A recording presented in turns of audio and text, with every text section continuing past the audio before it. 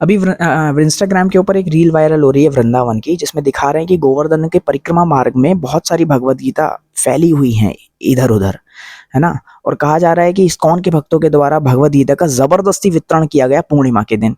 बहुत सारे लोग जो वृंदावन परिक्रमा मार्ग में परिक्रमा कर रहे थे, उन्होंने उस भगवत गीता को ग्रहण किया और वहीं के वहीं छोड़कर चले गए।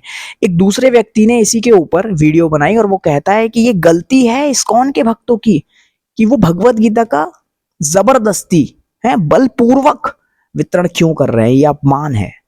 वो जबरदस्ती किसी को भी दे रहे हैं, ये गलत बात है। अच्छा भैया, वो जबरदस्ती दे रहे हैं, ये गलत बात है, लेकिन उन लोगों की गलत बात नहीं है। उन्होंने जबरदस्ती करने पर ले ली और फिर उसको छोड़कर चले गए। क्यों ली भाई, क्यों ली? और अगर ली भी थी तो उसको ले जाना चाहिए था, या लेने से ही मना कर देना चाहिए था। और एक बात बताओ, अगर ले भी ली थी आप लोगों ने, तो भगवान के सम्मान में उनको ले लिया था ना। कि कोई भगवत गीता दे रहा है तो भगवत गीता को कैसे मना करें? अच्छा, भगवत गीता को मना नहीं कर सकते, लेकिन उनको छोड़ के जा सकते हो आप सड़क पर, हैं?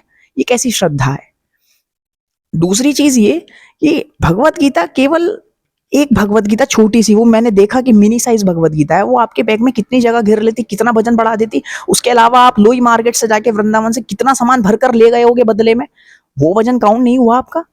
ये वो लोग हैं जो वृंदावन केवल इंस्टाग्राम की रील्स बनाने के लिए आ रहे हैं, या इन्फ्लुएंस होकर आ रहे हैं उससे। आप लोग वास्तव में ये नहीं जानते तत्व की बात, कि वृंदावन जाना ये अनंत कोटि जन्मों का जब फल, अनंत कोटि जन्मों के पुण्य कर्म जब फलीभूत होते हैं, तो वृंदावन जाने का अवसर मिलता है। और जब आपने उस वृंदावन जाने का अवसर स्वीकार कर लिया, तो अनंत कोटि जन्मों में आपने जो पुण्य कर्म करे थे वो फलीभूत हो गए और खत्म हो गए, खर्च हो गए। तो आप डबल नेगेटिव में जा रहे हो भाई। वो लोग, उन लोगों को मैं बताना चाह रहा हूँ, वो लोग जिन्होंने ये हरकत की है, भगवत गीता को कहीं भी इधर उधर रास्ते में छोड़कर आए हो, आप डबल नेगेटिव में गए हो। क्योंकि आपने अपने अनंत कोटि जन्मों में जितने भी अच्छे काम करे थे, जब उनका फल मिला तो वृंदावन जाने का अवसर मिला, और जब आप चले गए वृंदावन तो वो तो कर्म खत्म हो गए, वो आपके पुण्य कर्म सुकृतियां खत्म हो गई। अब वृंदावन में जाकर करना क्या था, ये आपको मालूम नहीं था? वृंदावन एक बहुत ही दिव्य स्थान है, भगवान का धाम है, भगवान से अभिन्न है। भगवान और भगवान के धाम में कोई अंतर नहीं, तो भगवान के ऊपर ही आप चरण रख के घूम रहे हो वहां वृंदावन में। वहां जाकर करना क्या था आपको नहीं मालूम। आपने क्या किया? आपने वृंदावन गए थे भगवान को ग्रहण करने ना। तो जब कोई व्यक्ति, कोई भक्त भगवान का दान दे रहा है आपको, तो आपने स्वीकार करके फिर उन्हें वहीं छोड़ के चले गए।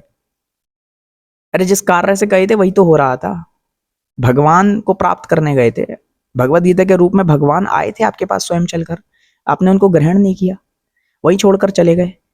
ये मूर्खता की कारण है। आप जानते नहीं पीछे की फिलॉसफी क्या है। अनंत कोटि जन्मों का फल स्वरूप वृंदावन जाना मिला, गए, पुराने फल तो खत्म हो गए, नया कुछ और प्लस करना चाहिए था, साधना करनी चाहिए थी, संतों के पास बैठना चाहिए था, भगवत गीता को ग्रहण करना चाहिए था। लेकिन क्या किया? वहां पर जाके उस भगवत गीता को और चप्पलों के बीच में फेंक दिया और नेगेटिव में चले गए। तो आपको ये समझना चाहिए, अगर आप अपने धर्म का प्रचार नहीं कर सकते, उस भाई से भी मेरी विनती है, जो भाई ये रील बना रहा है ना, कि उन लोगों के खिलाफ मैं कार्रवाई करूंगा, इस्कॉन वालों के खिलाफ मैं कार्रवाई करूंगा, कि आप लोगों को जबरदस्ती भगवत गीता नहीं देनी चाहिए। भैया, धर्म का प्रचार कर रहे हैं।